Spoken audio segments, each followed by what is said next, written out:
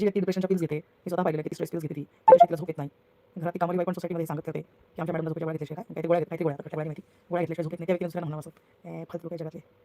जी व्यक्ती डिप्रेशनमध्ये 30 गोळ्या खाऊन जीव द्यायचा प्रयत्न करते आणि मग 2 दिवस हॉस्पिटलमध्ये देखील ॲडमिट असते, ती दुसऱ्यांच्या डिप्रेशनवर बोलते, दुसरे घेत असलेल्या स्लीपिंग पिल्सवर बोलते. मग तुझ्या रूलच्या हिशोबाने तू तर सगळ्यात मोठी फालतू झाली. तू म्हणते डिप्रेशनच्या गोळ्या घेणाऱ्या फालतू. मग तू तर डिप्रेशनमध्ये 30 गोळ्या खाऊन सुसाईड अटेम्प्ट करायचा प्रयत्न केला, तर तू तर जगातली सगळ्यात फालतू झालीस तुझ्याच रूलच्या हिशोबाने. आणि दुसऱ्यांना तू म्हणते ते स्लीपिंग पिल्स घेतात, झोपण्यासाठी झोप याची गोळी घेतात. तू तर झोप येण्यासाठी 4 बायकांची इज्जत काढते रोज, रात्री 10 ते 12, 10 ते 1, 11 ते 2, 2-2 वाजेपर्यंत रात्री यूट्यूबवर इतर महिलांची इज्जत काढते आणि मग झोपतेस. तुला तर झोप येण्यासाठी तुझी स्लीपिंग पिल काय आहे? दुसऱ्या महिलांचे यूट्यूबवर येऊन त्यांच्या इज्जतीचा बाजार मांडणे, त्यांना शिव्या देणे, त्यांना श्राप देणे, लहान मुलांना श्राप देणे.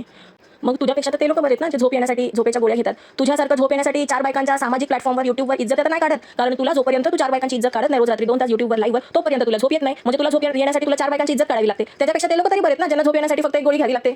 आणि आजकालच्या एवढ्या स्ट्रेसफुल युगात, धावत पडत असलेल्या आयुष्यात समजा झोप न येऊन, रात्रभर झोप न येऊन दुसऱ्या दिवस डिस्टर्ब होऊ नये म्हणून समजा कोणी कधीतरी झोपेची गोळी खात जरी असणार आहे विथ डॉक्टर्स प्रेस्क्रिप्शन, तर त्यात चुकीचं तरी काय आहे?